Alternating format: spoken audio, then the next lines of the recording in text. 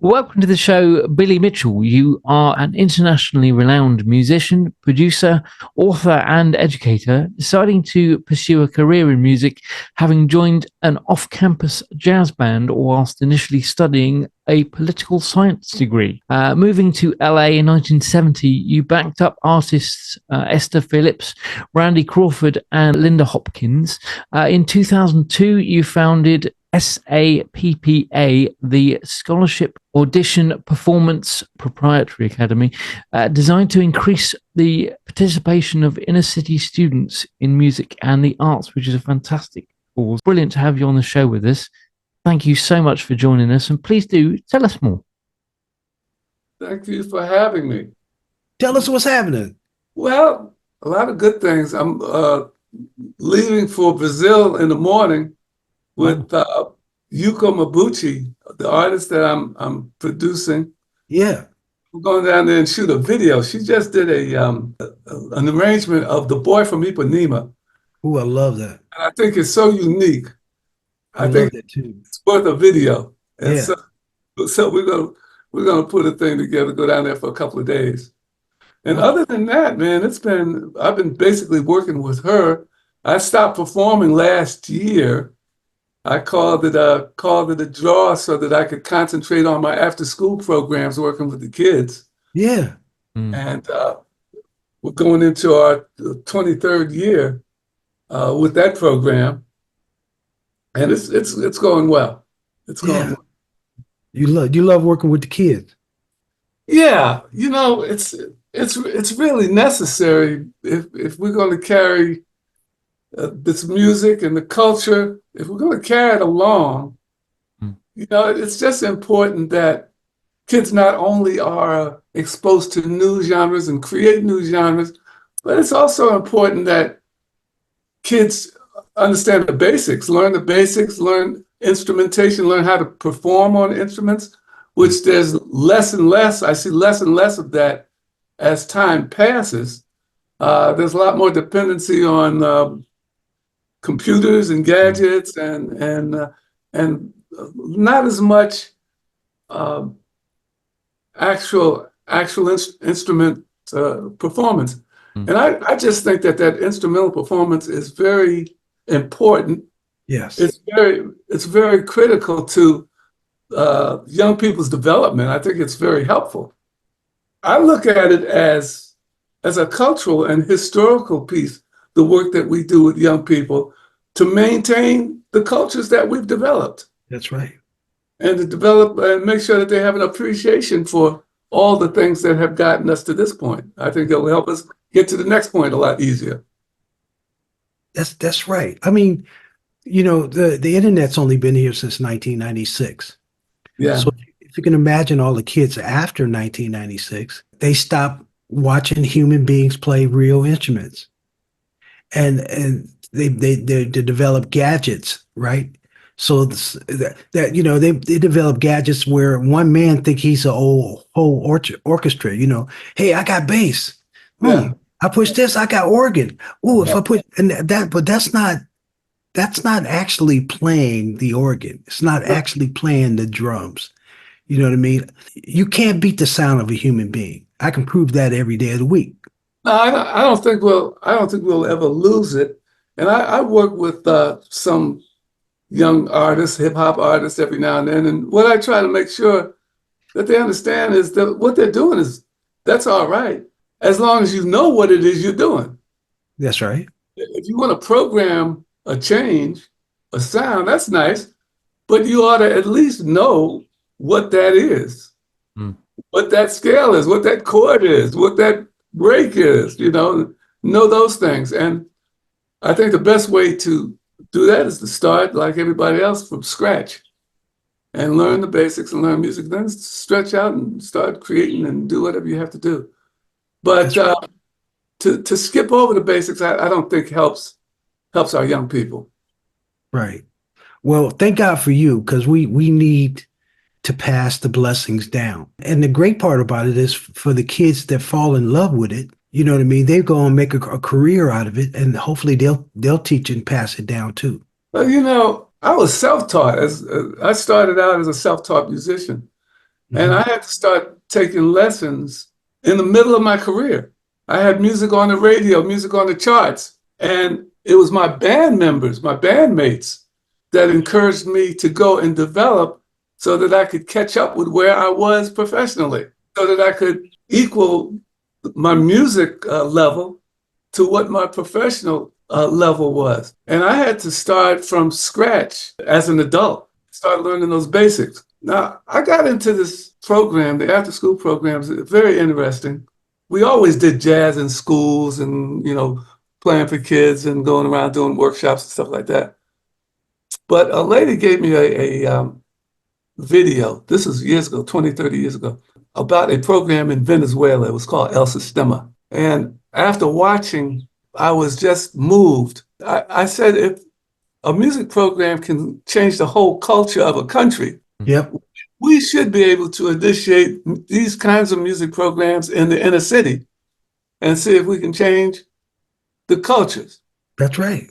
And that's what we've been about the business working at. It's not the same culture as you'll find in South America. There's a lot more challenges, a lot more distractions here, but it has worked. And I was not a follower of classical music, but I have been witness to the transformation that has occurred when you put a violin or a cello in a young child's hands and they become connected to it. I've seen changes in personality, changes in character, behavior, which I had never thought of before. I thought music was just music. I didn't know that it actually works on the soul, works on the mind, works on everything. And that has encouraged us to keep it going, even through the pandemic and everything else. We have kept going.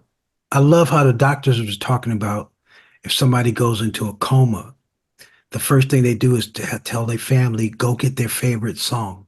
Yeah. And they put the favorite song on and they start lifting up. Yeah. Right? I mean, music is emotion. It's amazing. Tom? As well as all your musical accomplishments, you are also, as I mentioned briefly, an educator. Is that really what you're doing with SAPPA? Well, yeah, SAPPA is a music program. We have classes. We have violin classes around piano and guitar, but our prime program is in Watts, Compton, the inner city, South Los Angeles, where there are no music programs. Right. And I used to advocate for different programs to get African-American students involved in these scholarship competitions. This was years ago. I started going around to the schools to find students that I could refer. And I got to these schools and found out there was no music. And that was something that I couldn't imagine a school program without music. I couldn't imagine a football game without a marching band. Right.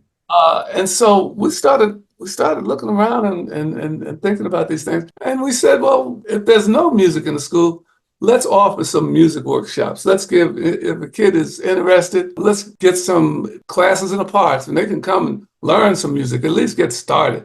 And so that's how our program started. And we morphed into a youth symphony in South Los Angeles. Now we're building after the pandemic. It has slowed down the response, the enthusiasm of all the young people. And when I say we're rebuilding after the pandemic, that's what I mean. We're almost rebuilding the whole attitude among young people to get them involved. That's what it's going to take. Yeah. We teach here at Music for Global Change lyrics that heal, educate, and solve problems. Any instrument could be behind it, right? But these songs aren't about you. They're about community. And that's why I'm having so much fun teaching young people about that. I was in Salzburg a little while ago and teaching some singers about it. I say, I want you guys to start writing lyrics that's going to heal us and educate us and solve problems. Yeah. And he was like, we've been waiting to hear this.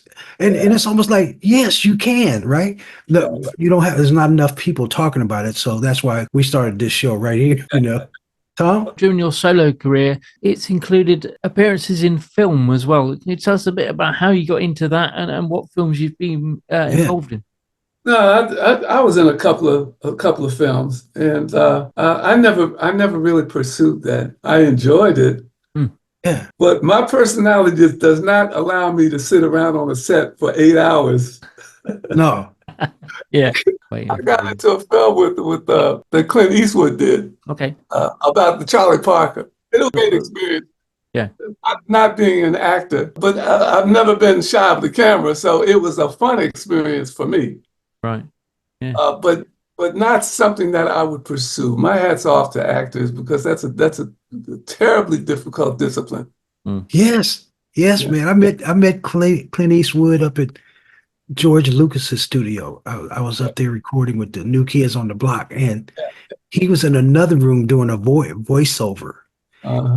and he ducked into our session. Man, he stayed about 3 hours. He loves music. You know what I mean? He's a piano player. He was a jazz piano player. I didn't know that. No. Yeah, yeah. He started out in the clubs, man. Yeah. So he's always had a thing for Clint music. Eastwood, he's from Oakland. Yeah, That's that was a great experience. But being an actor, I could have been, but I'm not. Yeah. yeah. That's fair But now, have you written some music for film and television? Just clips, you know, just clips. I don't have any real theme credits. But I've been on a lot of sessions, and when we were over at Motown, we did a lot of stuff in what was the publishing, Joe Bett? Yeah, Joe Bett Music. Yeah, a lot of stuff that ended up in film, Yeah. not necessarily with our names on it, but Yeah, see, that's cold-blooded. Yeah, man. So how long were you at Motown? this was back when I first came out here, back in the 70s, 80s, probably. I'll send you a link, Mickey. Mickey was on our show. Mickey Stevenson. He was the first A&R for. Yeah, Mickey Stevenson. Yeah, I know Mickey. Mickey I worked with Mickey. He was on our show, and he's talking about how he discovered Stevie Wonder, and he He was quite a guy. yeah, man. I mean, really cool kind of people we have on there. Tell me something. Who were some of your favorite social conscious music artists? I would say Stevie was probably one of the most social conscious musicians and writers, because he always had a theme, and it was always positive. There were a lot of socially conscious. Everybody's socially conscious now. Everybody has a theme or a project or an issue that they attach their music to. Yeah. Environment or rights or whatever. We just did a project last year. I did with Yuko Mabuchi, the pianist, and it was a reharmonizing or redoing of "Oh Freedom." It's on YouTube now. Okay. And it's not only the theme, but we have a lot of clips of the movement. So a young person could go there and watch that video and see a lot of the prime movers of the freedom movements, international, South Africa, Cuba, all over, which is not only a musical thing, but I think it's a very nice educational piece. And I think a lot of artists are doing those kind of things that expose people to things other than the beat. Right. You know, you could go back to Billie Holiday and Yeah. they were all social commentaries. Yeah. Singing against singing to, expose the system. You know what I mean? Like, Bob Marley and all of the artists had things to say. A lot to talk about. If we're going to get to an issue, we have more issues than we can write about now. That's right. That is very true. I mean, everything is an issue. Yeah. I'm in Los Angeles, and most of the major cities now have all of the issues which we thought would have been impossible 10 years ago, 20 years ago. 30 years ago, you would not walk down the street past somebody that was laying in the street without showing some semblance of concern, whether it was calling a hospital or calling the police or Right. something like that. You'd never walk past somebody that was homeless and didn't have any food, at least not where I came from. I came up in Buffalo, New York. Yeah. And if you saw somebody that was having trouble, you would do something. Yeah. But now it's commonplace. Now we're looking at all the issues that we thought were so distant. They're right here now. So we have a lot to write about. We do. And not everything. man, keep punching them tunes out there. 'Cause, like I know you teaching, but keep writing. Keep doing that because we love your music, brother. And listen, this is how we gonna stay in touch with you. Tom, go get all your information. Okay? Definitely. Just want to know, Billy, if you can let everybody know what social media, if any, that you're attached to, and your kind of website, anything like that. I've got a couple of things on YouTube, and the last few years I worked with my group called the Circle of Friends. You watch them up. We have some nice things, and I don't know if they're even on my YouTube or not, but anybody's welcome to go to my website and dig it up. I've got a lot of pictures. It's billy-mitchell.com. Okay. We'll push your content, Billy. So I'm going to put those links in the description of the video here, so people can go off and find out what you're up to. Yeah, Billy Mitchell Jazz on Facebook and whatnot. So. Have an amazing time in Brazil, man. Tomorrow. Yeah, enjoy it. We will. Yeah. Thank you, gentlemen. Take care. Take care, brother. Much love. Much love. Music can save the world. Music can save the world. If we all get together, music can save the world. Yeah. Music can save the world. Music can save the world. If we all come together, music can save the world. There's an urgency facing our humanity. Thank you so much for watching. To stay up to date, please click subscribe and hit the bell. You can also join our group on Facebook and find us on LinkedIn and Instagram.